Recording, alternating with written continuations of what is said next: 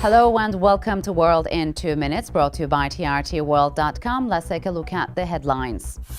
Pro-democracy demonstrations in Hong Kong continued early Tuesday, with hundreds of students camped out in the heart of the city after more than a week of rallies and behind-the-scenes talks showing modest signs of progress.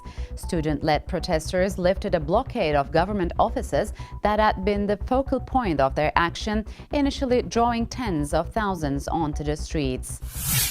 And now for some news about the global economy. Asian markets rebounded from a string of declines after stronger than expected U.S. payroll data. U.S. Labor Department figures show 248,000 jobs were created in September, and the unemployment rate dropped to a 6-year low of 5.9%. Japan's Nikkei 225 opened 1.1% higher, while the broader topics rose by 1%.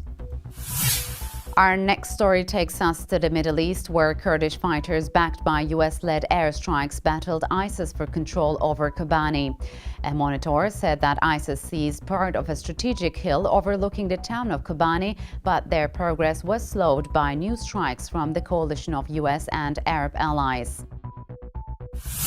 Now let's go to the United States. Passengers on a United Airlines flight from Brussels were quarantined at New Jersey's Newark Airport and later released this weekend after they were found not to have the Ebola virus.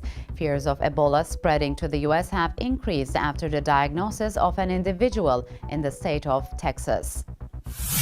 And thanks for tuning in for the World in 2 Minutes, brought to you by trtworld.com. Until we meet again in 2 hours' time, goodbye.